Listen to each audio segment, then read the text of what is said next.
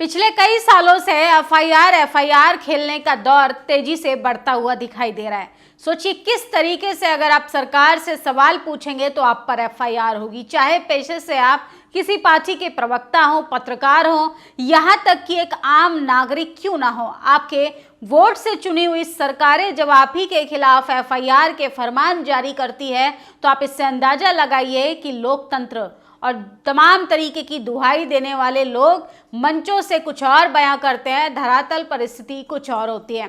सवाल पूछने पर इतनी मिर्ची लग जाती है, खासकर उन अंधभक्तों को जो लगातार उलूल जुलूल बयानबाजी करते हैं, महापुरुषों की मूर्तियां तोड़ते हैं, महापुरुषों को अभद्र भाषा का इस्तेमाल करते हैं और कुछ साधु संत भी इसमें बढ़ चढ़कर हिस्सा लेते हैं। कुछ साधु संतों की बात करें तो सोचिए महिला विरोधी बयान देने वाले तमाम पोगा पंडित, तमाम बाबाओं की जब कुंडली खंगाल कर रख देते हैं तो तमाम लोग गाली गलौज करने पर उतारू हो जाते हैं। ऐसी ऐसी गालियां देते हैं कि हम YouTube की गाइडलाइन की वजह से आपको बता भी नहीं सकते, लेकिन आप ये स्क्रीनशॉट देखते जाइए। और ये गालियां पर्सनली मुझे एक पोस्ट पर पड़ी हैं। सोचिए एक बाबा कहता है कि महिला जो है वो किस तरीके से वाइफ और पत्नी में अंतर बता रहे हैं। वाइफ को कह रहे हैं कि वाइफ जो होती है वो एक मटेरियल होती है, वो एक मनोरंजन का साधक होती है। अरे पत्नी को ही अंग्रेजी में वाइफ कहा जाता है और वाइफ को ही हिंदी में पत्नी कहा जाता है। लेकिन किस तरीके से इन लोगों को अंग्रेजी भाषा से दिक्कत होती है और ये आप लोगों के दिमाग में गोबर भरने का काम करते हैं और अपने बच्चों को ये विदेश में पढ़ाने का काम करते हैं। अंग्रेजी मत पढ़ो, अंग्रेजी पढ़ने वाले लोग खतरनाक होते हैं। अगर ज़्यादा पढ़ जाओगे तो दिमागी रूप से पागल हो जाएगा आपका बच्चा। सिर्फ ऐसी फालतू बकवास बातें मिडिल क्लास लोगों के लिए छोड़िए, बहुजन समाज के लोगों के लिए छोड़िए, ताकि अगर आप पढ़ेंगे तो आप सवाल करेंगे, अपने लिए हक अधिकारों की बात करेंगे और ये सरकार सत्ताधारी लोगों के चाटुकार बर्दाश्त नहीं कर पाएंगे। सोचिए इस देश में तमाम तरीके के बाबा जो हैं यात्राएं निकालते हैं, हिंदुओं को एकजुट करते हैं, कोई महिलाओं को खाली प्लॉट बताता है, कोई कहता है कि पत्नी होना अच्छी बात है लेकिन वाइफ होना बुरी बात है। ऐसे मनबुद्धि लोग जब भगवा पहनकर धर्म को भी बदनाम करते हैं तो इससे अंदाजा लगाइए कि धर्म का भी नाश कर रहे हैं ये लोग, राष्ट्र को भी कमजोर बना रहे हैं, यहाँ तक कि सामाजिक फूट डलवाने का भी काम करते हैं। ऐसा ही कुछ हो रहा है उत्तर प्रदेश में। जो सरकार से सवाल पूछेगा उस पर एफआईआर कराई जाएगी। पिछले एसआईआर के दौर में जिस तरीके से बीएलओ ने अपनी जान दी और कुछ बीएलओस को जिस तरीके से डराने धमकाने की कोशिश की जा रही है, ऐसा लगता है कि सरकार अपनी सबसे बड़ी नाकामी को छुपाने का काम कर रही है। ये है मनोज यादव, समाजवादी पार्टी के प्रवक्ता। तमाम चैनल्स पर आपने इनको समाजवादी राय रखते हुए सुना होगा। इनके ऊपर योगी जी के कुछ लोगों ने फर्जी मुकदमा दर्ज करा दिया है। सोचिए सवालों से इतना डर लगता है, तर्क वितर्क करने से इतना डर लगता है कि आप उत्तर प्रदेश पुलिस को टैग करने लग जाते हैं, आप एफआईआर की धमकी देते हैं, आप मुकदमे की धमकी देते हैं, क्योंकि आपको पता है कि हमारी सरकार है तो हम गुंडागर्दी कर सकते हैं। और यहाँ पर जाति और पार्टी के आधार पर जिस तरीके से पिछले कई दशकों से इंसाफ को तार तार किया जा रहा है वह बेहद शर्मनाक है। मनोज यादव लिखते हैं, योगी जी के लोगों ने मुझ पर फर्जी मुकदमा लगाया है और लखनऊ पुलिस ने ऊपर इतना दबाव के बिना जांच के ही मुकदमा लगा दिया। मैं समाजवादी हूँ, सच्चा समाजवादी मुकदमे से नहीं डरता। ये सारा जीवन अपनी पार्टी नेता पर कुर्बान करता हूँ, मैं डरेगा नहीं। तो तमाम लोगों को डराने की धमकाने की कोशिश की जा रही है, क्योंकि भाजपा से सवाल नहीं पूछ सकते, आप बीजेपी की करतूतों पर उंगली नहीं उठा सकते, आप पाखंडी बाबाओं पर सवाल नहीं कर सकते, क्योंकि आपको जान से मारने की धमकी दी जाएगी। अगर आप महिला हैं, पेशे से पत्रकार भी हैं, तो आपको ऐसे ऐसे शब्दों में गालियां दी जाएगी कि कान से खून निकल जाएंगे। सोचिए किस तरीके से संस्कार की दुहाई देने वाले, संस्कार इनके अंदर कूट कूट कर भरा है और महिलाओं को उलूल जुलूल बोलने का काम करते हैं। बिहार में महिलाओं के साथ भाजपा गठबंधन सरकार ने धोखा कर दिया। महिलाओं के पैसे का लालच देकर उनका वोट लूट लिया और जब भाजपा चुनाव जीत गई तो महिलाओं को धोखा दे दिया। इसलिए अब बिहार में महिलाएं अपना अधिकार मांग रही हैं और भाजपा गठबंधन महिलाएं सरकारों को उनका अधिकार नहीं दे रही। अरे 10,000 रुपये में जब आपने वोट का अधिकार ही बेच दिया, अब क्या उम्मीद कर रहे हो सरकार से कि वो आपको आपके अधिकार देगी। देखो कैसे नरेंद्र मोदी की विदेश नीति का दुनिया में डंका बज रहा है। हाल में नेपाल ने 100 रुपये का नोट जारी किया जिसमें 3 भारतीय इलाके काला पानी, लिपू लेक और लिपिथिया दूरा ने नेपाल द्वारा अपने राज्य क्षेत्र का हिस्सा बताया। बताओ चीन तो चीन अब नेपाल जैसे देश विश्वगुरु को लाल आंखें दिखा रहे हैं। कहाँ बात हुई थी देश के प्रधानमंत्री चाइना को लाल आंख दिखाएंगे, हम इस विदेश नीति पर कुछ बोल देंगे तो हमारे ही खिलाफ एफआईआर हो जाएगी।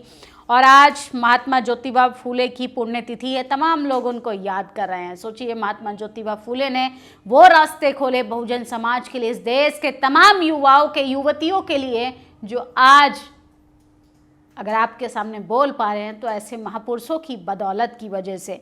बाल काटना नाई का धर्म नहीं धंधा है, चमड़े की सिलाई करना मोची का धर्म नहीं धंधा है, इसी प्रकार पूजा पाठ करना ब्राह्मण का धर्म नहीं धंधा है।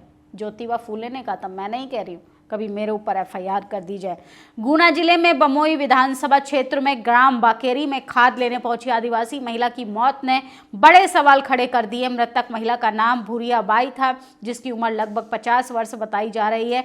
परिजनों का कहना है कि भूरिया बाई पिछले 2 दिनों से खाद की लाइन में लगी हुई थी। किसान इन दिनों खाद की किल्लत से जूझ रहे हैं और वितरण केंद्रों पर लंबी कतारें लगी हैं। किसान खाद के लिए अपनी जान दे रहा है। बीएलओज जो हैं वो अपनी नौकरी में इतना प्रेशर झेल रहे हैं कि वो अपनी जान दे रहे हैं। आखिर इस सरकार से कौन खुश है? मोदी की तानाशाही के कारण देश भर में 25 से ज़्यादा बीएलओज ने अपनी जान दे दी। मोदी के चुनावी घोटाले को उजागर करने और बीएलओज को श्रद्धांजलि देने के लिए 30 नवंबर को उत्तर प्रदेश के सभी जिलों में श्रद्धांजलि सभा का आयोजित की जाएगी। जो काम सरकार को करना चाहिए था वो विपक्ष के नेता कर रहे हैं। ये लोकतंत्र के साथ धोखाधड़ी है। जनता जागरूक हो गई है। आज वोट काटा जा रहा है, कल को खेत, जमीन, मकान, राशन कार्ड, जाति आरक्षण के नाम काटा जाएगा। फिर बात खातों मध्य वर्ग के लॉकर तक पहुंच जाएगी। ये देशवासियों के खिलाफ एक बहुत बड़ी साजिश है। अंग्रेजों की गुलामी से भी खतरनाक स्थिति में ले जाया जा रहा है। समय जागने का है, एक एक वोट बचाने का है। हमारी सभी विपक्षी दलों और यहाँ तक कि एनडीए के सभी सहयोगी दल से अपील है कि एकजुट हों, भाजपा के इस महा षड्यंत्र का पर्दाफाश करें। जो दल भाजपा को अपना सहयोगी मान रहे हैं, सबसे पहले भाजपा उन्हीं का खात्मा करेगी। इसलिए हमारी प्रत्येक देशवासियों से अपील है कि सारे काम छोड़कर एसआईआर की घपलेबाजी को रोकें। भाजपा से संगी साथी और भाजपा सरकार की तिगड़ी और चुनाव आयोग के कुछ भ्रष्ट लोग पूरी चुनाव व्यवस्था का अपहरण कर रहे हैं। ये वीडियो देखिए, अखिलेश यादव ने ट्वीट किया है।